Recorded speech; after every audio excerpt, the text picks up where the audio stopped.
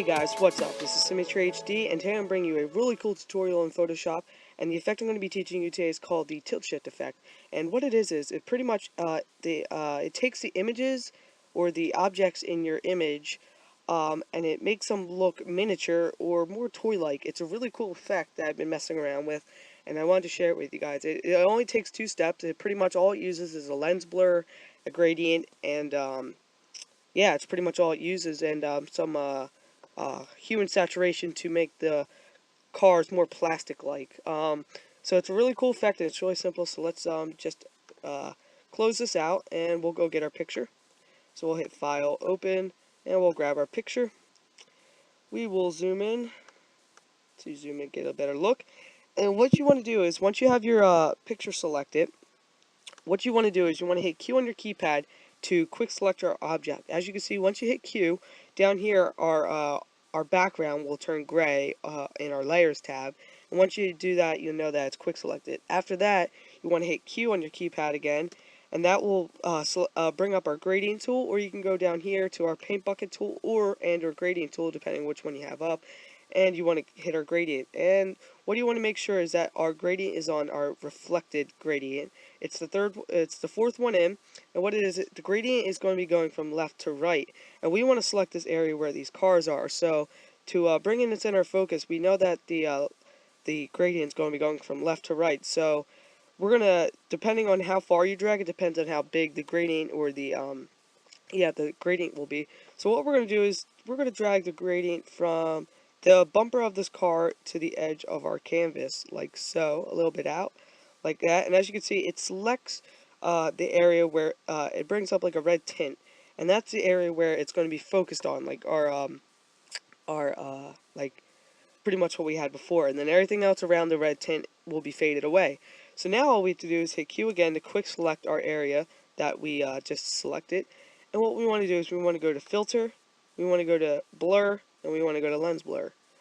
And what we're going to do is we're going to bring our radius up, like so.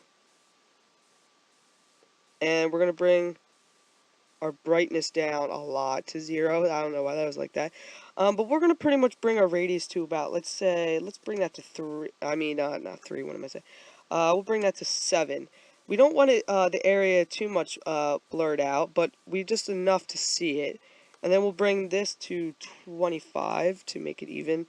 And we'll keep the rotation at 20. So you can pretty much copy this. The radius is 7, the blade is 25, and the rotation is 20. So pretty much now, you can just mess around with the settings depending on how much, I don't know, blur you want in your image. So you can just mess around with that. So we'll hit OK. And now what we want to do is to give our objects more of like a plastic feel. What we want to do is we want to go up here to grab a rectangle tool, because if we were to add hue and saturation, it would only put the saturation and stuff toward these buildings and everything outside the focused area. So what we need to do is we want to go up here to our rectangle select tool, and what we want to do is we want to drag the area where we want it to be colored, like, with hue and saturation. And once we have that selected, we want to go up here to image, and then we want to go to adjustments, and we want to go to hue and saturation, or you can hit Control U or Command U if you're on a Mac. Then we want to bring up the saturation quite a lot. We'll bring it up to about 55% or 50, yeah, about that. And as you can see, it brings up, it makes pretty much the scene more like toy-like, and it's pretty cool. And that's, like I said, you can take more time with it. Find a really good image that that would fit this type of effect. Now I just searched this on Google, so I didn't really. It was a decent picture, but it wasn't like I was like searching like crazy. But like I said, take your time when you're doing this to find a really good picture to add this effect to. If this tutorial was helpful, please leave a like and subscribe for more tutorials just like this.